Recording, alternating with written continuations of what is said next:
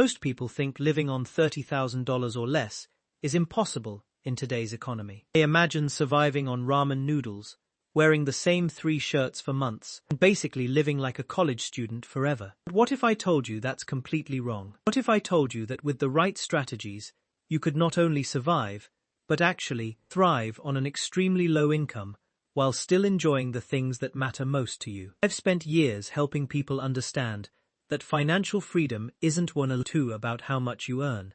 It's about how smart you are with what you have. If you're interested in learning how to master your money, regardless of your income level, make sure to subscribe and hit that like button if this video helps you. Here's something that might shock you. According to recent data, nearly 40% of Americans couldn't cover a $400 emergency expense without borrowing money or selling something. Meanwhile, there are people earning half of what these individuals make who have built substantial emergency funds and are actually investing for their future. The difference isn't luck or secret knowledge passed down through generations of wealthy families. The difference is understanding that living well on less money is a skill that can be learned by anyone willing to challenge conventional thinking about what constitutes a comfortable lifestyle. Let me start with a story that perfectly illustrates this point. I once knew a guy named Marcus who worked as a part-time librarian, making about $28,000 a year. His co-workers constantly complained about being broke, eating cheap fast food for lunch every day,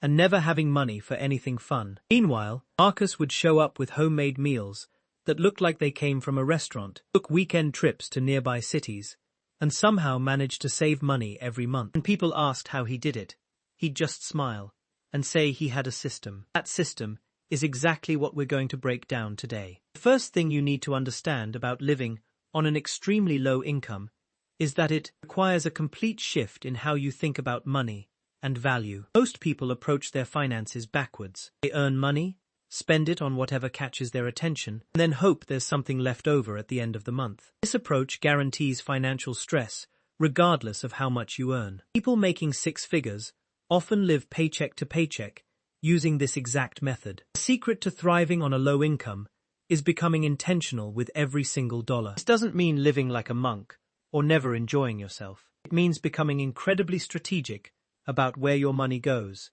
and making sure every expense serves a specific purpose in your life. When you only have $30,000 or less to work with, there's no room for mindless spending or financial autopilot. Let's talk about the foundation of living well on less. And that's keeping your fixed expenses as low as humanly possible. Your fixed expenses are those monthly bills that show up whether you want them to or not. Rent, utilities, insurance, phone bills, and any subscription services you might have. These expenses are like financial quicksand, because once you commit to them, they drain your resources month after month without you having to think about it. Here's where most people make their first crucial mistake. They calculate what they can afford based on their gross income instead of their actual take-home pay. If you're earning $30,000 annually, you're probably taking home somewhere around $22,000 to $24,000 after taxes, depending on your location and tax situation. That means you're working with roughly $2,000 per month, not the $2,500 you might expect. The golden rule for housing when you'd late. Living on a tight budget is to keep it under 30% of your take-home pay. But honestly, if you can get it lower, even better. That means if you're taking home $2,000 monthly, you should be spending no more than $600 on housing. I can already hear some of you thinking that's impossible. But let me share some strategies that can make this work. First, consider house hacking. This might sound complicated, but it's actually quite simple. Find a small duplex or house with a basement apartment, live in one part, and rent out the other. Your tenant's rent can cover most or even all of your mortgage payment. I know someone who bought a small duplex for $90,000, lived in one side, and rented the other for enough to cover the entire mortgage payment plus insurance. His housing cost went from $800 in rent to basically zero. If buying isn't an option, roommates become your best friend. Splitting a decent 2-bedroom apartment between 2 people can often cost less than renting a studio by yourself. Plus, you get the benefit of shared utilities, and maybe even shared grocery costs if you coordinate well with your roommate. Another option that more people should consider is geographic arbitrage. This is a fancy way of saying move somewhere cheaper. If you're currently paying $1,200 for a one-bedroom apartment in a high-cost city, that same money could get you a nice two-bedroom house in dozens of smaller towns across the country. Yes, you might earn slightly less, but if your housing costs drop by $5 or $600 monthly, you've just given yourself a massive raise in purchasing power. Now, let's address the elephant in the room that nobody wants to talk about when discussing low-income living. Transportation costs can absolutely destroy your budget if you're not careful. The average American spends over $9,000 annually on transportation between car payments, insurance, gas, and maintenance. When you're living on $30,000 or less, spending nearly a third of your income on getting around is financial suicide. Here's the harsh truth about cars that the automotive industry doesn't want you to know. That shiny car payment might make you feel successful, but it's probably the single biggest obstacle between you and financial stability. Every month, you send $300 or $400 to a car company is money that could be building your emergency fund, paying off debt, or being invested for your future. The solution isn't necessarily to go without a car, but to be extremely strategic about your vehicle choice.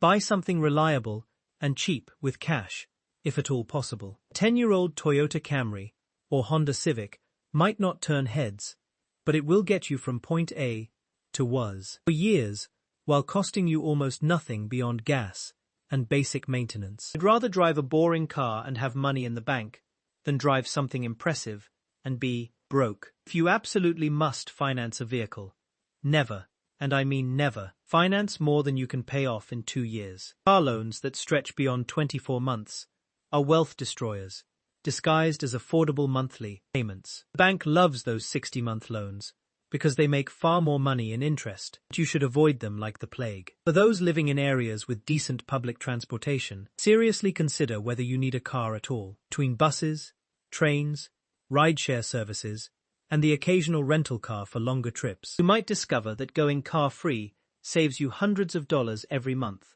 while also giving you time to read or work during your commute, instead of dealing with traffic stress. Food represents another area where people consistently overspend without realizing the impact on their overall financial picture. The average American household spends over $7,000 annually on food, with roughly half of that going to restaurants and takeout. When you're living on $30,000 or less, spending $3,000 a year on restaurant meals is a luxury you have that simply cannot afford if you want to build any kind of financial stability. Here's the thing about cooking at home that most people get wrong. They assume it means eating bland, boring meals and spending hours in the kitchen every day. This couldn't be further from the truth. With some basic planning and a few key skills, you can eat better than most people while spending a fraction of what they spend on food. The key to eating well on a tight budget starts with meal planning, not the complicated spreadsheet nightmare that most financial gurus recommend. I'm talking about simple, practical planning that takes maybe 15 minutes once a week. Pick one day, usually Sunday, to plan out your meals for the upcoming week. This isn't about becoming a master chef overnight. It's about avoiding the expensive panic that happens when you'd fall hungry and have no idea what to eat. Start with staple ingredients that can be used in multiple ways throughout the week. Rice, beans, eggs, chicken thighs, potatoes, onions, and whatever vegetables are on sale that week. These ingredients might sound boring individually, but they're the building blocks of countless satisfying meals. You can turn them into stir-fries, soups, breakfast hashes, or hearty stews that cost maybe $2 per serving instead of the $12 you'd land per similar portions at a restaurant. Here's a game changer that most people overlook completely. Learn to love your freezer. When you find meat on clearance, because it's approaching its sell-by date, buy it and freeze it immediately. When you cook a big pot of chili or soup, freeze half of it in individual portions. This creates your own personal convenience food library that costs a fraction of what you Vimans. Pidlas, from the store. And let's talk about the psychology of grocery shopping for a moment. Grocery stores are designed to separate you from your money as efficiently as possible. They put the most expensive items at eye level, pump in specific scents to make you hungry, and strategically place impulse purchases everywhere you look. Going shopping when you're hungry is like going to a casino when you're desperate for money. The house always wins. Always shop with a list and stick to it religiously. If something's not on your list, you don't buy it. Period. This might sound extreme, but when you're working with limited resources, every unplanned purchase pushes something else out of your budget. That $5 bag of chips might seem insignificant, but it could be the difference between having enough money for gas to get to work next week, or having to borrow money from someone. Now, let's address something that makes people uncomfortable, but needs to be discussed. Entertainment and social expenses can completely derail a tight budget if you'd laugh they're not strategic about them. This doesn't mean becoming a hermit who never leaves the house or enjoys life. It means being creative about how you have fun and learning to find joy in experiences that don't fun. To savers require spending significant money. Pressure to keep up socially can be intense, especially when your friends or family members have higher incomes and different spending habits. When everyone else is suggesting expensive restaurants or costly weekend activities, it's easy to feel left out or embarrassed about your financial situation. But here's what I've learned from watching people navigate this successfully. The right people in your life will understand and support your financial goals, and the wrong people will make you feel bad about being responsible with money. Instead of always saying no to social invitations, become the person who suggests alternative activities. Host potluck dinners instead of going out to restaurants. Organize hiking trips or visits to free museums instead of expensive entertainment venues. Plan game nights or movie marathons at home. You'll often find that people actually prefer these activities because they're more relaxed and allow for better conversation than trying to talk over loud restaurant noise. Libraries have become entertainment goldmines that most adults completely ignore. Beyond books, most libraries offer free movies, internet access, community events, and even things like tool lending programs. Some libraries have makerspaces with equipment you can use for free. It's like having access to thousands of dollars worth of entertainment and resources for the cost of your taxes, which you're already paying anyway. Thrift stores and consignment shops should become your best friends when you need clothing or household items. The stigma around second-hand shopping is completely outdated and honestly, pretty ridiculous when you think about it. Why would you pay full price for something when you can get the exact same item for 20% of the cost? Some of the most stylish people I know do most of their shopping at thrift stores, not because they have to, but because they've realized it's simply smarter. Here's a mindset shift that can transform how you think about purchases. Before buying anything non-essential, calculate how many hours of work it represents. If you take home $12 an hour after taxes, and you're considering a $60 purchase, that's 5 hours of your life. Is that item really worth 5 hours of your time and energy? Sometimes the answer will be yes.